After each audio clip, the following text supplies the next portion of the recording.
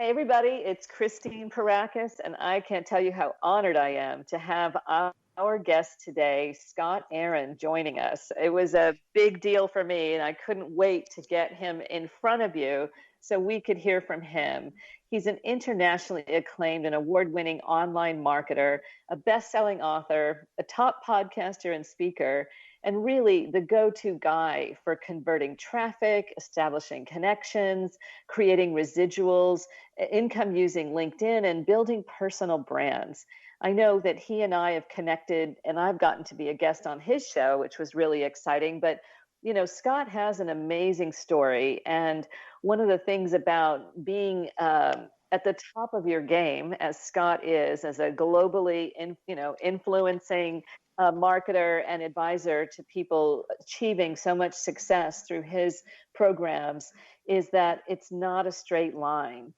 And so, what I love for our guests to talk about on this show is, what did it take? What have you gone through that you are now on the other side of in this current mountaintop that's gotten you to where you are today? So, without any further ado, Scott Aaron, please join us. Thank you so much for being here. Well, thank you, Christine. I appreciate the warm introduction, and I am grateful and honored to be here. Yeah. So tell us a bit about how, what it took for you just to get things to smooth out in your life. Well, I don't believe that anything ever truly smooths out. I believe that life is a continuous journey. And when you think that things have smoothed out, what I realized, when I realized that in my past, it was me just being comfortable. And comfortable doesn't get you anywhere. So, consistently pushing the envelope and moving forward and setting new goals and something that you talked about is like going through life, and I consider it growing through life. All the things that happened to us really happened for us, and I think being a person that continues to follow their path and their calling, but also someone that is very present in looking back on their past.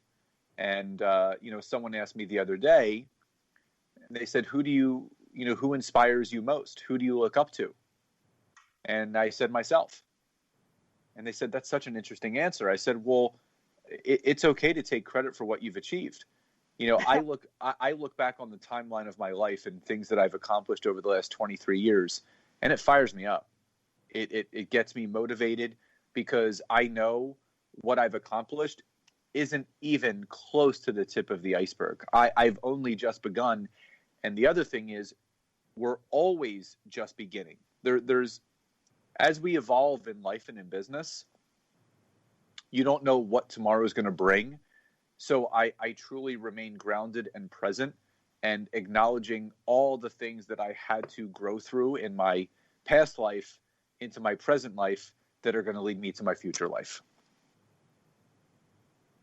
So I mean, you're so inspiring all the time. I mean, the things that I know about you and what I see in your work and your writings, but tell us a bit about some of the things that you've had to overcome, because we're all out there experiencing what I call our Category 5 storms, right?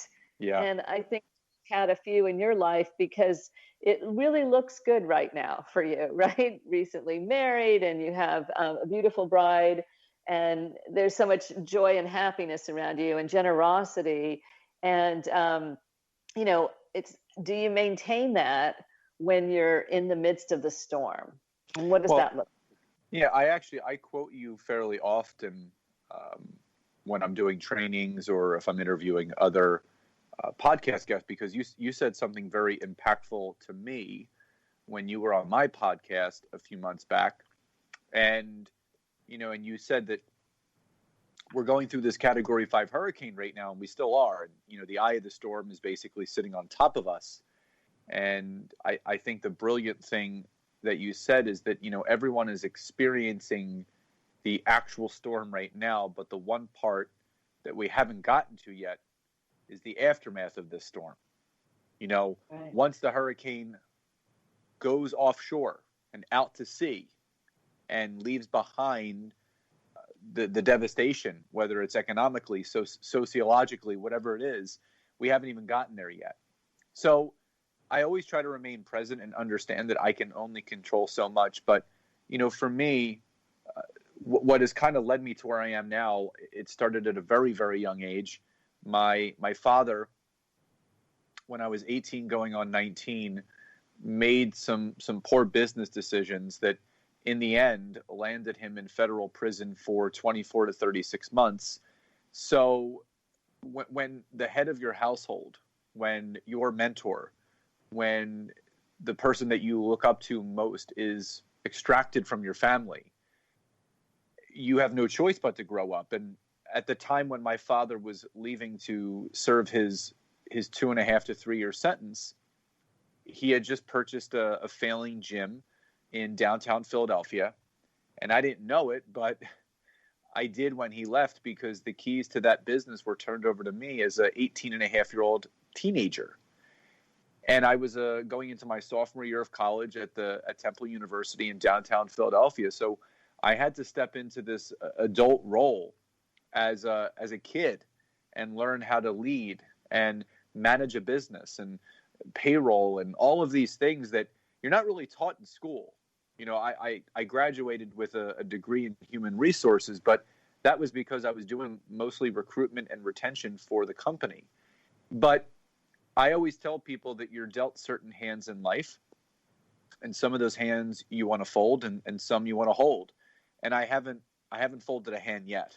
I look back on my journey, and someone asked me this the other day. They said, if you can go back in time and change anything, would you? And the answer was no. I use the analogy of Back to the Future, which is one of my favorite movies. And if you remember that movie, as the movie progressed, Marty's picture that had him and his brother and his sister was slowly disappearing because the past was changing, which means the present wouldn't exist. So if I went back in time and changed anything, I wouldn't even be on this show today. So that foundational event, my father's incarceration, which thrusted me into entrepreneurship, was the catalyst for every single thing that I've been able to accomplish and what I'm going to accomplish into the future. It's such a powerful thought to be able to embrace a traumatic experience like that, or the many traumas that most of us have experienced if we're at any point in our lives, that we can say thank you to that and embrace that and accept that as part of what brings us to wherever we are, and to be grateful for that. That's very powerful. Yeah, I mean, again, we can find the silver lining in anything if we want to. And most people just aren't looking for it. I was talking to a client earlier today, and he was saying how he's feeling disappointed in his business, and he, he's a multipreneur, so he has a brick and mortar law firm, and he does some online business on the side. And I said, listen, instead of feeling disappointed for where your other business is not, I said, if that business was taken away from you tomorrow, would you still be okay? And he said, yes.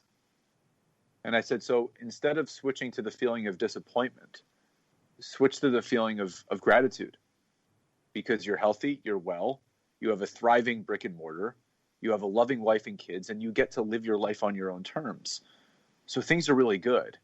So I think it's a matter of exactly how we view things truly sets the people that are consistently advancing forward in their lives, as opposed to those people that are, oh, woe is me, and the world's against me and nothing ever works out. I posted this the other day on social media. I said, when you constantly have a victim mentality, you're always going to be the victim.